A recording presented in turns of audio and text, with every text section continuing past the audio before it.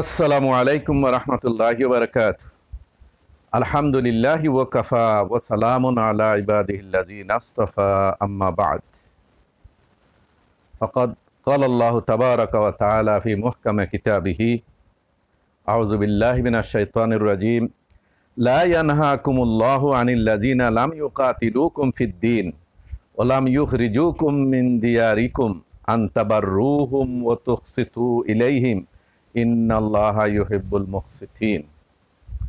সম্মানিত মুসলিম ভাই ও বোনেরা, আমাদের দেশে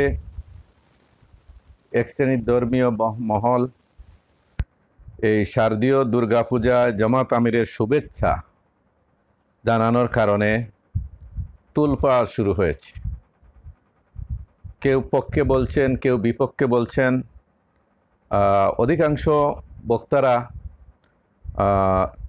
জামাতে ইসলামীর মোহতারাম আমির ডাক্তার শফিকুর রহমান সাহেবকে তুলোধুনো করছেন এবং ইমানি জজবা আইলেম যদ্দুর আছে সবই প্রকাশ করছেন, সবই ঝাড়ছেন। তা আসলে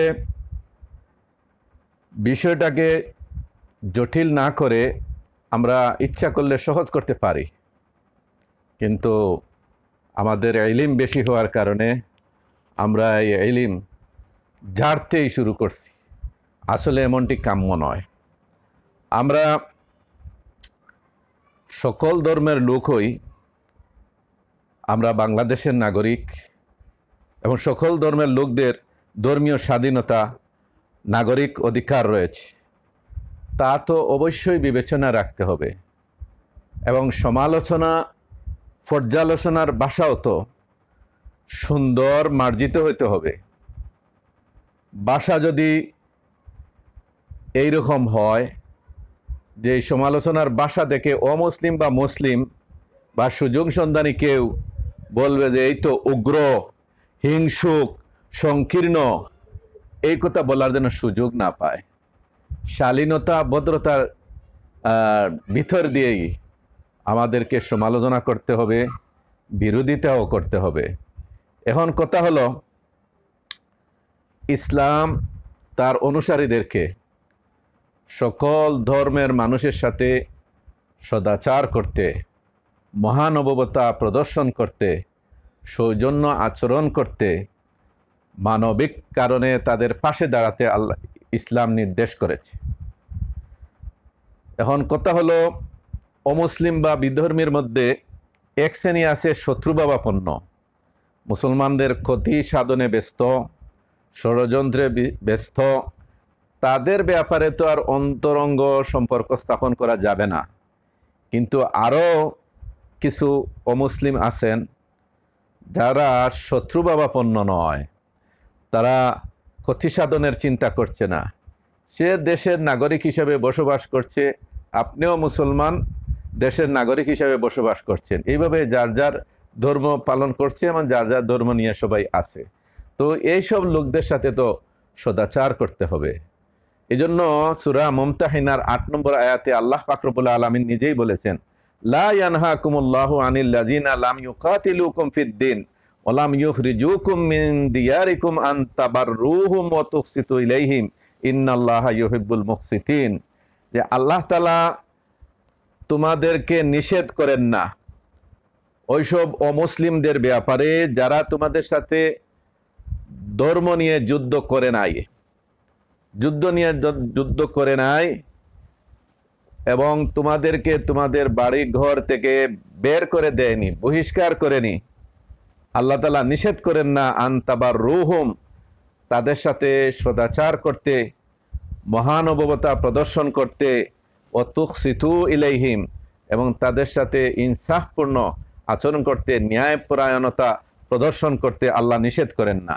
ইন্নাল্লাহা ইউহিব্বুল মুকসিতিন, নিঃসন্দেহে আল্লাহ তাআলা ন্যায়পরায়ণদেরকে ভালোবাসেন।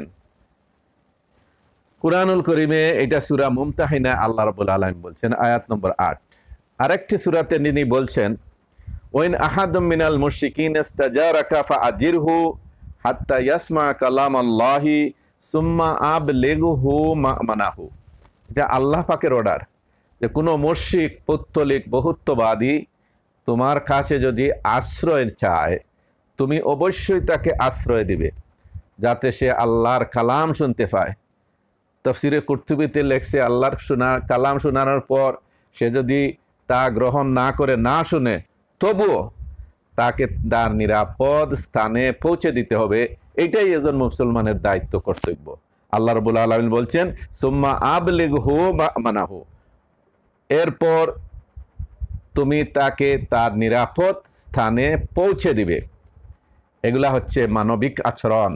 আমরা সবাই আদমের সন্তান, আমরা সবাই মানুষ, আমরা একই দেশের নাগরিক, আমরা যার যার ধর্ম নিয়ে ব্যস্ত আছি। অতএব এইসব লোকদের সাথে শত্রুতা পোষণ করা কিংবা ক্ষতি সাধন করা, এটা ইসলামে জায়েজ নেই। এটা কখনোই ইসলামে জায়েজ হইতে পারে না। আল্লাহ রাব্বুল আলামিন অমুসলিমদের প্রতি হিংসা, বিদ্বেষ প্রকাশ করতে এবং উগ্রতা প্রকাশ করতে এবং সংকীর্ণতার পরিচয় দিতে নিষেধ করেছেন। তিনি কেন এটা নিষেধ করেছেন তার কারণ তিনি নিজেই বলছেন, লা তাসুব্বুল্লাযিনা ইয়াদউনা মিন দুনিল্লাহি ফায়াসুব্বুল্লাহা আদওয়ান বিগাইরি ইলম, তোমরা তাদের সে গালি দেবে না যারা আল্লাহ ছাড়া অন্যর আরাধনা করে, অন্যকে ডাকে, অন্যের পূজা পাঠ করে। কারণ প্রত্যেকটা ক্রিয়ার তো একটা পার্শ্ব প্রতিক্রিয়া আছে, প্রত্যেকটা প্রশ্নের একটা প্রতি উত্তর আছে। তো আল্লাহ বলছেন, তোমরা তাদেরকে গালি দিবে না, তাদের উপাস্যদেরকে গালি দেবে না, মুশরিক পৌত্তলিকদেরকে গালি দেবে না। কারণ তারা প্রতি উত্তরে কি করবে? অজ্ঞতাবশত সীমা লঙ্ঘন করে আল্লাহকে গালি দিয়ে বসবে। কারণ আপনি যে ইসলাম আর ইমানের জজবা দেখাইবার জন্য যে হিংসা, বিদ্বেষ প্রকাশ্যে বলে বেড়াচ্ছেন, এতে ইসলামের সৌন্দর্য আপনার দ্বারা নষ্ট হচ্ছে। তারা আপনাকে উগ্র, সংকীর্ণ এটা বলতে বাধ্য হচ্ছে এবং আপনি মানবিক ভদ্রতা দেখাতে ব্যর্থ হচ্ছেন, আপনি হিংসা প্রকাশ করছেন। ইসলাম এইটা বলে না। আল্লাহ রাব্বুল আলামিন বলছেন, ওয়াকুলু লিন-নাসি হুসনা, তোমরা মানুষকে সুন্দর কথা বলো, মানুষের সাথে সুন্দর করে কথা বলো।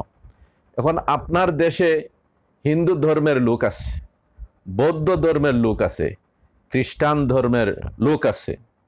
তো আপনি তার সাথে সদাচার করা, শুভেচ্ছা জানানো, সৌজন্যতা প্রদর্শন করা, এটা সাম্প্রদায়িক সম্প্রীতি এবং রাজনৈতিক শিষ্টাচারের অন্তর্ভুক্ত।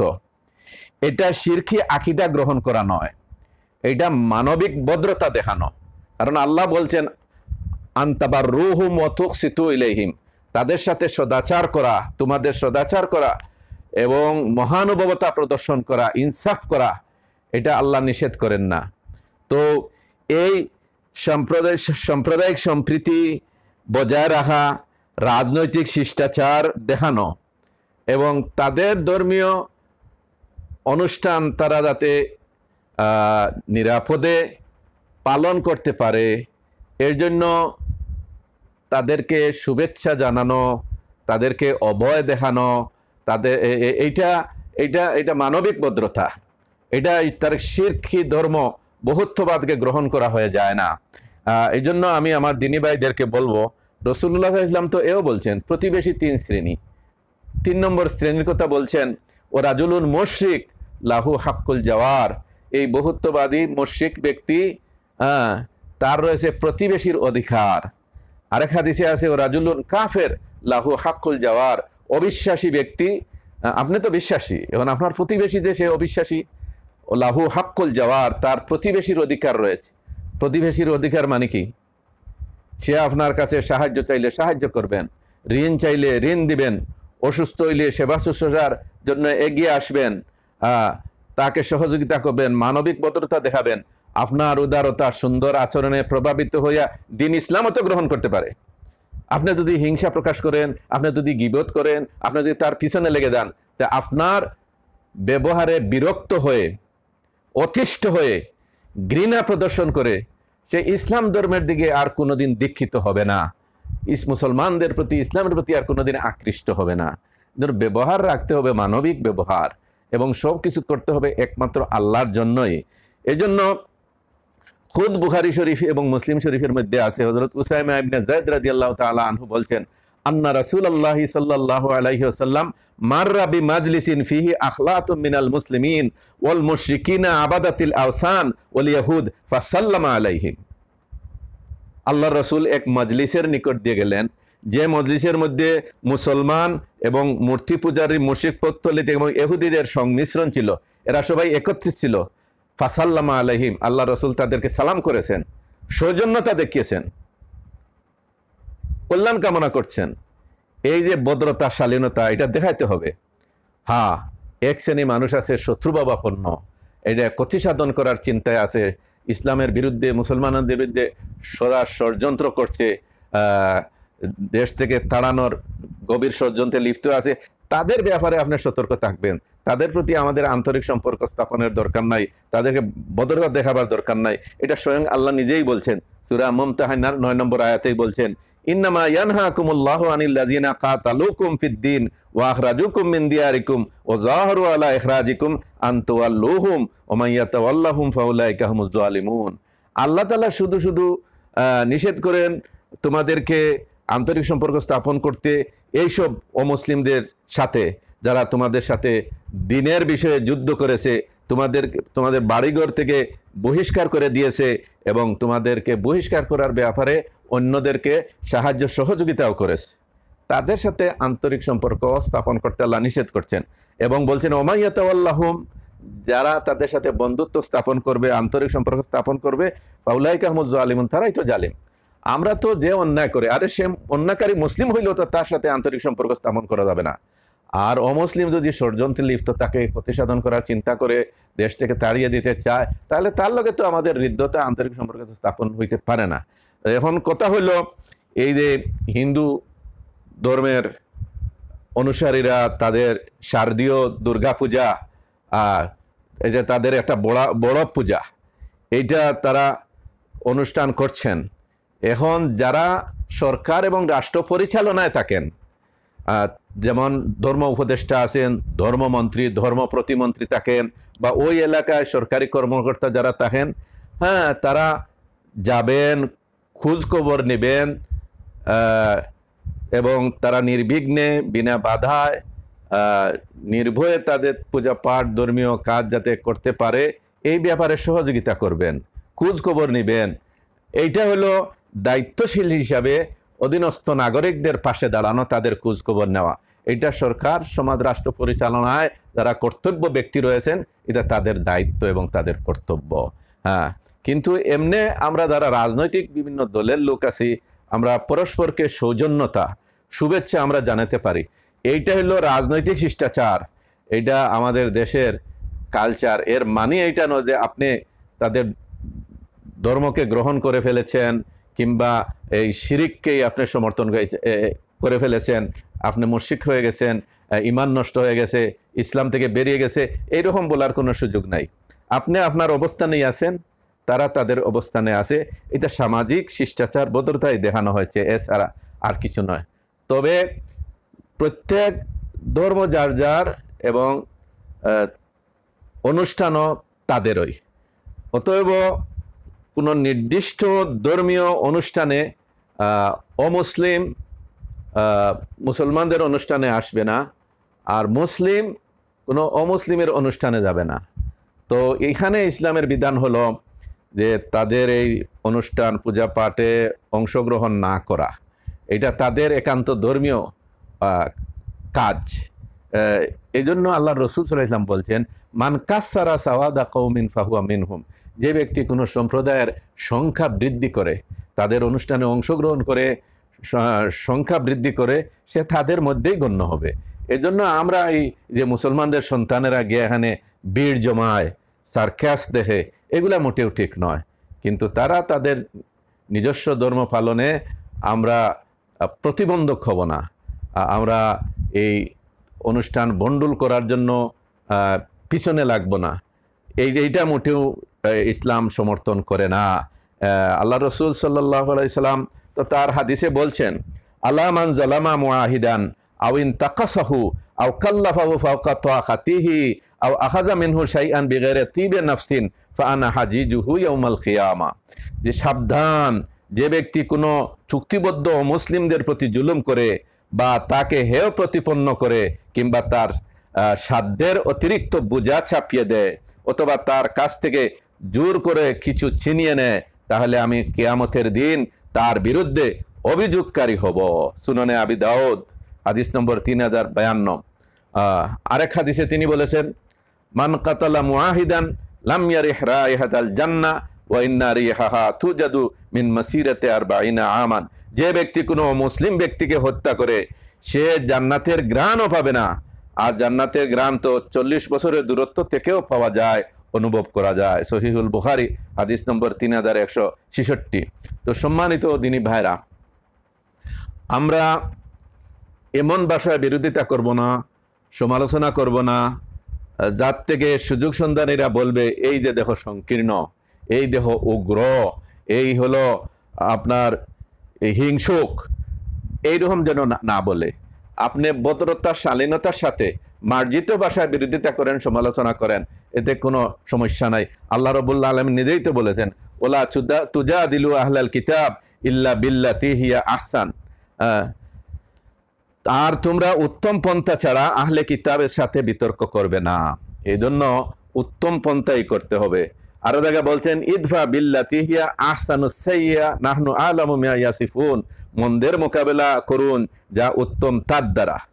তারা আপনাকে যে গুণে গুণান্বিত করে আমরা সে সম্বন্ধে সবিশেষ অবগত রয়েছি। সুবহানাল্লাহ। এই জন্য সম্মানিত দিনী ভাইরা, আমরা বলবো যে এই সুযোগ সন্ধানী দুশ্মনের মতো আমরা যেন সমালোচক না হই, বিরোধিতা না করি, এবং তিল দিয়ে তাল করে এজন্য এই ডুল ফিটাইতে যেন ডুল যেন না পিটাই। কারণ জামাতে ইসলামীর আমির মোহতারাম ডাক্তার শফিকুর রহমান সাহেব শুভেচ্ছা জানিয়েছেন। এটা সামাজিক এবং রাজনৈতিক শিষ্টাচার প্রদর্শন করেছেন, এটা মানবিক ভদ্রতা দেখিয়েছেন। এটা তাদের ধর্ম তিনি গ্রহণ করেন নাই। তার ধর্মের কথা তো হইল লা ইলাহা ইল্লাল্লাহ মুহাম্মাদুর রাসূলুল্লাহ। তিনি নামাজ পড়েন, রোজা রাখেন, যাকাত দান করেন, নসিহত করেন, কোরআন তিলাওয়াত করেন, হাদিস পড়েন। তো এগুলা ওনার ধর্মীয় কাজ। তো আমাদের দেশে নাগরিক রয়েছেন মুসলিম, হিন্দু, বৌদ্ধ, খ্রিস্টান, সকলেরই ন্যায্য অধিকার রয়েছে, ধর্মীয় পালন করার অধিকার রয়েছে। স্বাধীনভাবে প্রত্যেকেই তার ধর্মীয় স্বাধীনতা ভোগ করবে, নাগরিক অধিকার সে প্রয়োগ করবে, এইটা সকলের জন্যই রয়েছে। আমরা সদাচার করব, তাদেরকে শুভেচ্ছা জানাবো, সৌজন্যতা প্রদর্শন করব। এটা হলো সাম্প্রদায়িক সম্প্রীতি এবং রাজনৈতিক শিষ্টাচার এবং মানবিক ভদ্রতা। এর দ্বারা আমাদের ঈমান ইসলাম নষ্ট হয়ে যাবে না, বরং এর দ্বারা আমার ইসলামের সৌন্দর্য প্রকাশ পাবে। এই জন্য আমি বলবো যে মোহতারাম আমির জামাতের যে শুভেচ্ছা জানিয়েছেন, এটা ঈমান ইসলাম বিনষ্টকারী এমন কোনো কাজ করেন নাই। আমরা যারা মুসলমান, কোরআন সুন্নাহর আলোকেই আমরা চলার চেষ্টা করব।